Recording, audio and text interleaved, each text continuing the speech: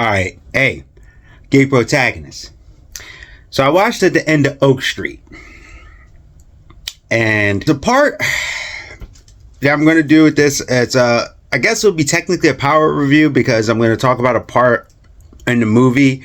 I'll warn you when. It's going to be a little spoilerish, but I want to tell you just to do. But basically, the movie reminded me of a little touch of Steven Spielberg with Jurassic Park, a little bit of Land of the Lost kind of thing, as well as Outer Limits episode.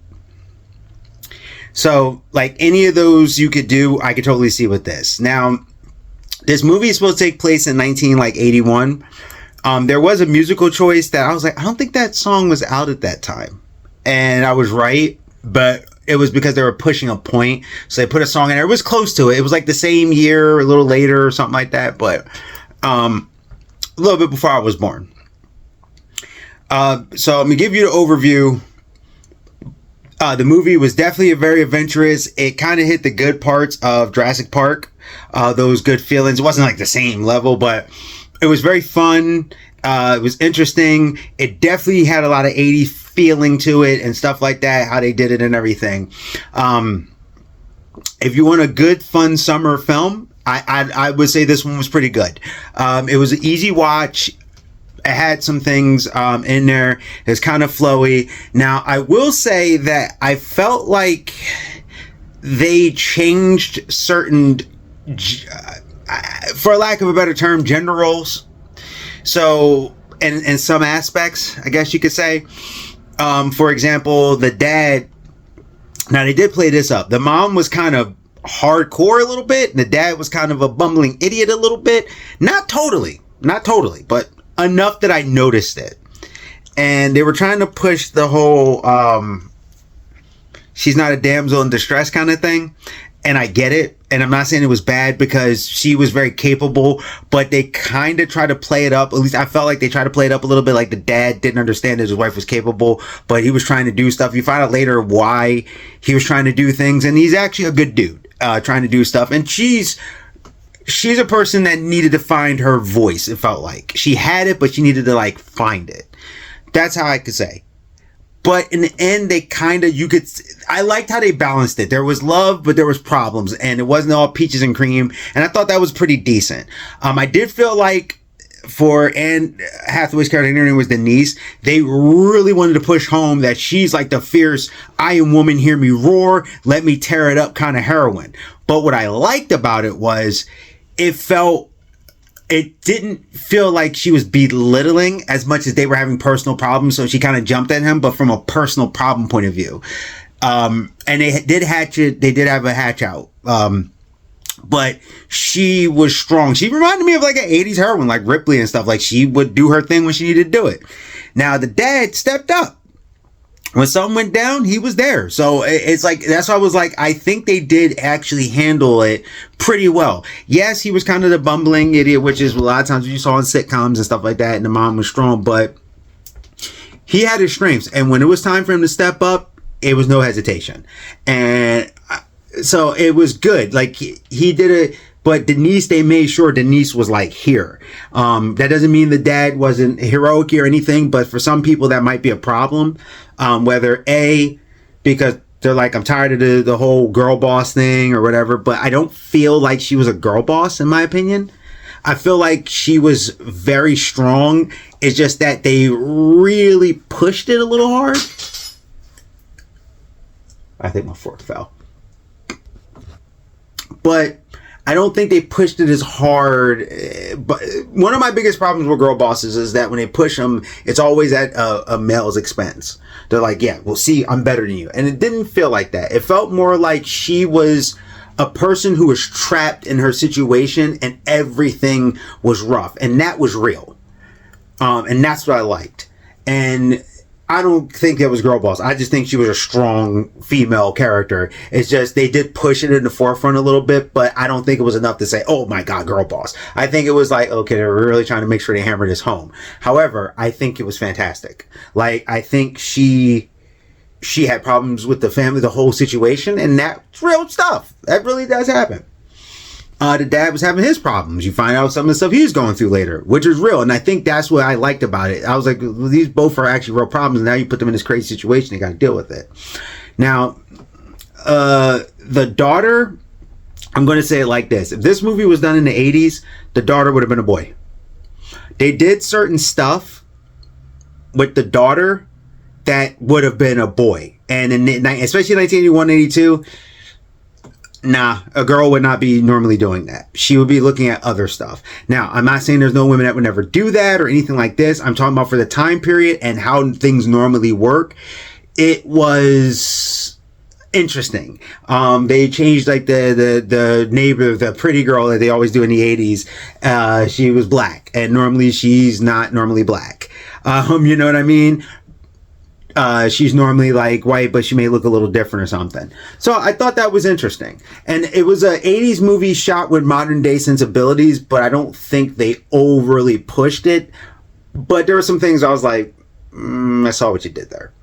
So once you watch it, you'll see what I'm talking about. But the daughter, her interest, her things, definitely in the 80s thing would have been a boy. I actually think they would have switched the girl and the boy in the 80s.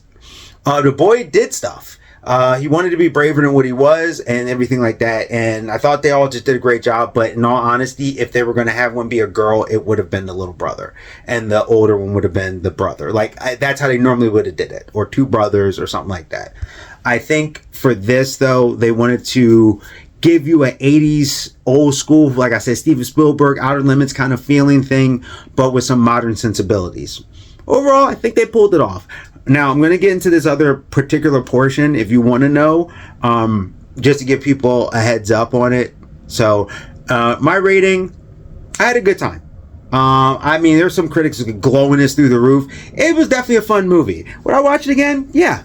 It's not something I was like, oh my gosh, but I was like, oh, okay, this was fun. Now, I will also say this, had real tension, definitely had some surprises on deaths and things that you saw, and how even though it was 80s thing, you felt the terror and things like that, and I give them credit for that. Overall, it was a good time, but some of this was really good. I'm not going to lie. Like, I was like, I actually felt dread, and I actually had some surprises. I was like, oh, y'all really went there. So that was actually pretty cool.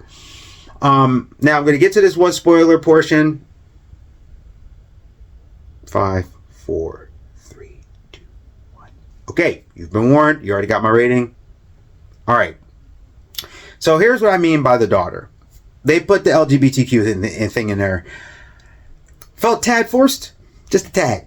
The reason why I'm saying that is because she was into STEM. She wanted to go to a college with Carl Sagan, the scientist. And I'm like, that's not a girl from the 80s normally. Like I said, I'm not saying there's no females ever did it ever. So people don't, they're not saying they're accepting the rules. But typically when it comes to STEM, even now, they're trying to push girls to get into the sciences and the mathematics and things. It's just not a normal thing. And I remember there was like a job thing. It's just not a normal kind of thing that girls and women normally get into. Not saying they're not saying women have not contributed to sciences or anything, the hidden figures, all of them. I'm not saying any of that. So please don't sit there and think women never did this. I'm just saying under normal circumstances, especially back in the 80s, her favorite scientist being Carl Sagan, wanted to be an astronomer, wanted to be all this stuff, being a science heavy person, that normally would be a boy. And the younger one, like Superman, and was like kind of like a little squirmy, had his friends, he was chatty, that's normally be a girl in the 80s film. Just saying, that's how it was. Now, with this, I picked up on that and I said, they're going to make the daughter gay. I feel like they're going to make the daughter gay, which is going to be interesting for an 80s thing, especially in the early 80s. The situation that happens later where they meet up with the girl.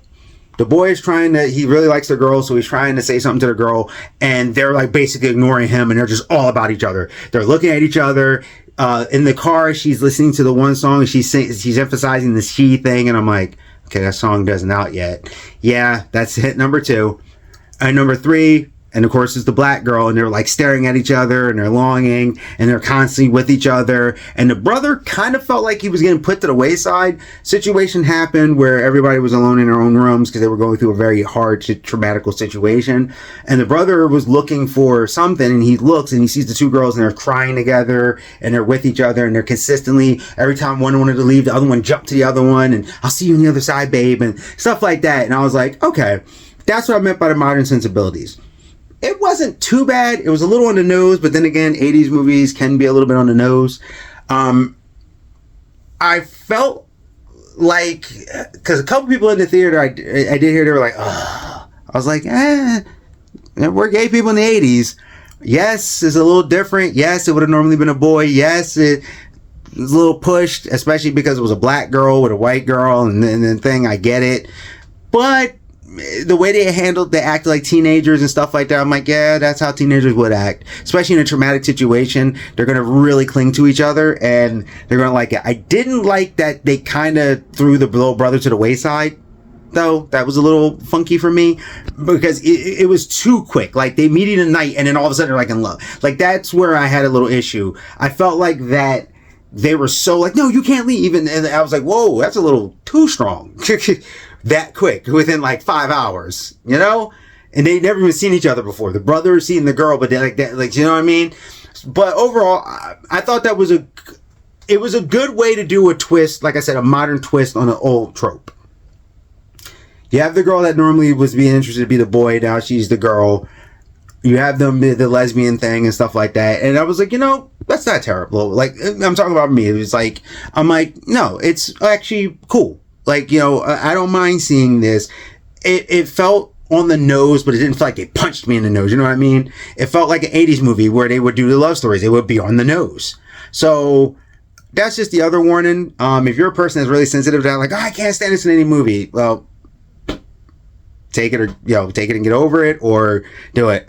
At first I was like, we're really doing it, but then I was like, how are they going to handle it? And they handled it, and I was like, okay, that wasn't a horrible way to handle it. And if it was a boy and a girl, and yeah, he might have been that same kind of way. They definitely cared. I just wished the brother wouldn't be put so much on the wayside at one point. I just felt like they did, and I felt like they kind of came back around and were like, oh yeah, we got to do that. So, but they made a little emphasis. They pushed it, and like I said, I don't personally think it was that bad. I actually appreciated it. I was like, that's actually okay. Like, that was a cool way to represent the LGBTQ community. In the end, teenagers, young love, doing this, taking the 80s trope and kind of putting it on his head a little. Okay, I can see it. I see the vision. I saw the vision. So that's just me. I just wanted to share that because that was interesting. Because a lot of movies don't handle it with such nuance. A little heavy, but if you got a scale of 1 to like 100 on it, 100 being, well, let's say 1 to 10, and 10 goes going way overboard, and 1 to 2 to 3 is like subtle, but in a good, proper way. I would actually say it's about a good 5.5. Like, they kind of pushed it a little, but then they kind of brought it back. But there was more good on that 1 through 5 part versus the bad. There was just a little part where they did it. And even if it was a boy and a girl thing, I'd have been like, y'all pushing that little love thing a little too hard that way. But they brought it back. And hey, that's writing, baby. So, Geek Protagonists, you stay safe, you stay healthy, stay real. And I'll see ya.